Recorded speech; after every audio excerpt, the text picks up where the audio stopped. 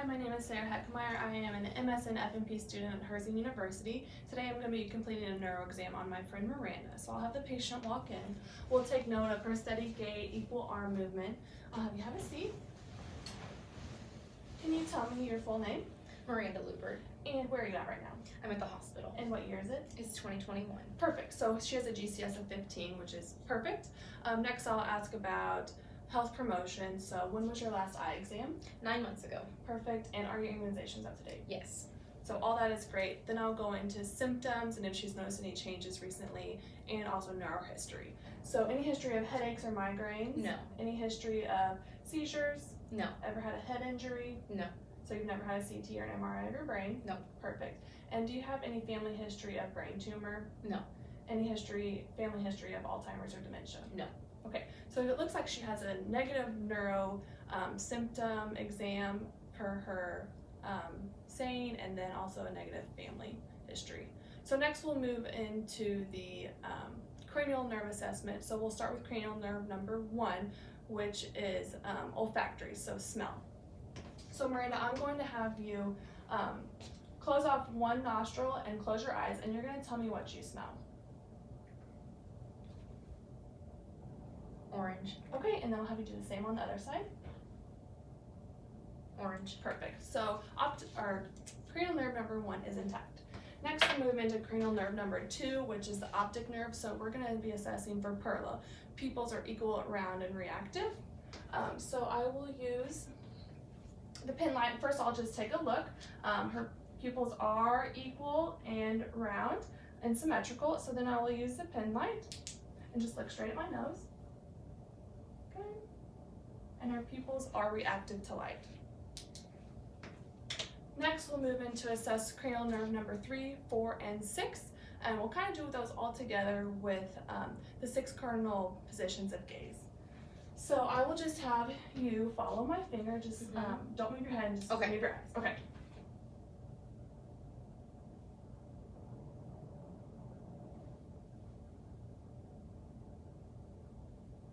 Perfect. So those cranial nerves are all intact. Next we'll move on to the trigeminal nerve, which tests sensory and motor function of the face. So first I will have Miranda clench her jaw, and I will feel for muscle movement, make sure there's no crepitus, and make sure there's no popping or clicking. So just clench your jaw for me. Perfect. Didn't notice any abnormalities. And then next I will have her differentiate dull versus sharp as I touch various places in her face when she has her eyes closed. Okay, so this is sharp and then this is dull, okay? Okay. Sharp. Dull. Dull. Sharp. Perfect. So the trigeminal nerve is intact. Next we'll move to the facial nerve, which is cranial nerve number 7, and we will just test like its facial movements pretty much. So I'll have you raise your eyebrows. Good, it's symmetrical. Smile real big, perfect. Clench your teeth together, and then puff out your cheeks. Perfect. So she has equal and symmetrical facial movements. Next, we'll do the acoustic nerve. So we would do the Ryan and Weber test, but we don't have a tuning fork with us. That would test sensorineural hearing loss. So instead, we're just going to do the whisper test. So I'm going to whisper some words into Miranda's ear and make sure she can hear them. Dog. Okay, and we'll do the other side.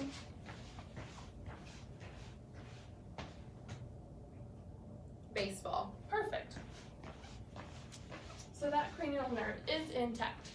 Next we'll move into the glossopharyngeal and the vagus nerve, which we will assess by looking at the uvula to make sure it's symmetrical and moves, and then also the voice and gag reflex. So I listened to her, I haven't noticed any abnormalities in her voice at all. Have you noticed any changes in your voice? No, I have not. Okay, so then next we'll assess her uvula by just having her stick out her tongue and have her saying ah.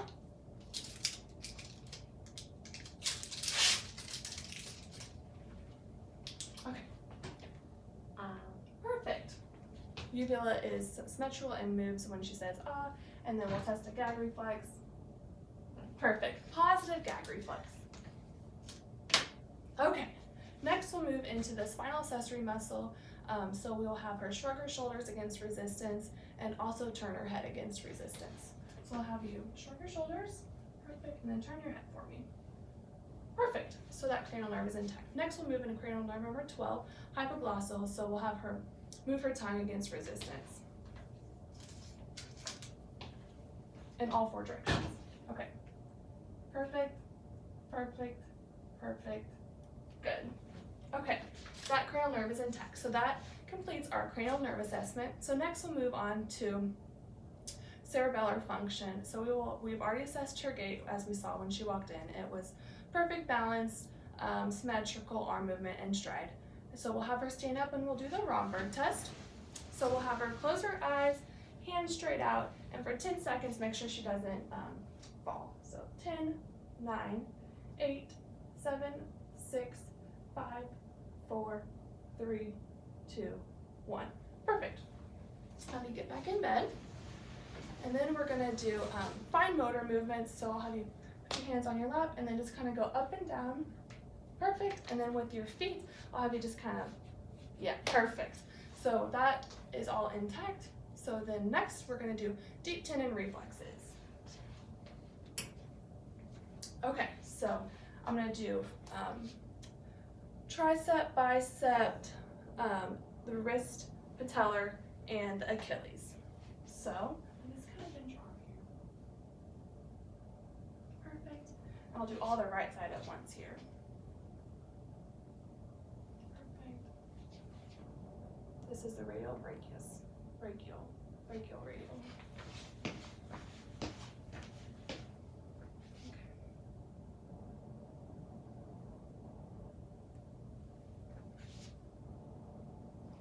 And then I'm gonna have you sit on the side of the bed and we will do your patellar.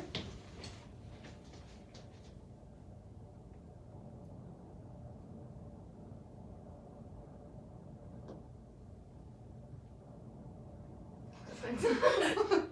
Okay, now we'll do the Achilles.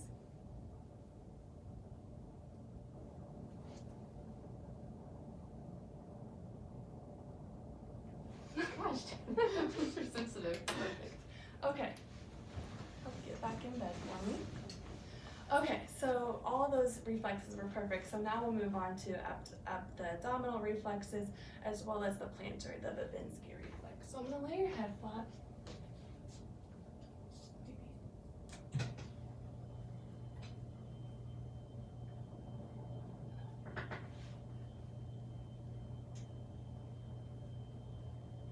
And then I'll have Miranda lift up her shirt just a bit so I can see her umbilicus.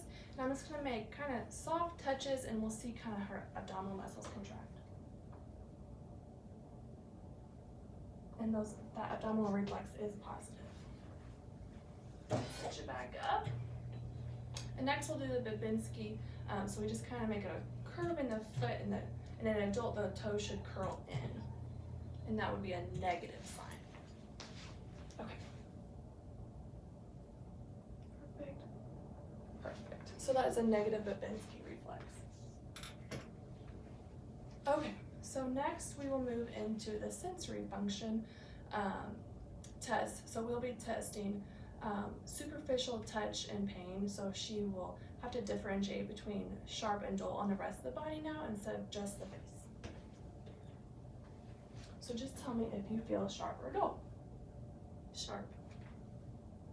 Sharp. Dull. Dull. Sharp. Dull. Perfect. So that is all intact. Next we'll move into its vibration sensation, which we would use a tuning fork for. So I would make the tuning fork vibrate and then I would put it over bony prominence on both upper and lower extremities, so like the elbows or the knees, and she would just tell me if she felt the vibration or not with her eyes closed. So since we don't have the tuning fork, we won't be doing that exam. Next we'll move into position sense. So she will tell me if she feels her fingers moving up or down or her toes moving up and down with her eyes closed. So just tell me which finger I'm moving and if it's up or down. Right index up. Left index down. Right big toe down. Left big toe up. Okay, so she has passed that part of the exam. Next we'll move into object identification. So with her eyes closed, we will have her hold out her hands and then identify any object that would open her hand. It's just a common object. do you feel? A coin. Perfect. A binder clip. Okay, perfect. You can open your eyes. Okay, so next we'll move into 2-point discrimination. So she will just tell me if I am touching her on the right or left side of her body.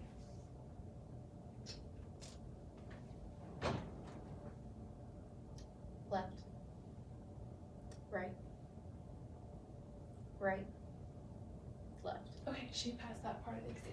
Next we'll do the letter identification test. So she'll have her palms facing up and I'll either draw a letter or a number in her hand and she'll tell me what I am drawing. An O. Perfect. And another hand. X. Perfect.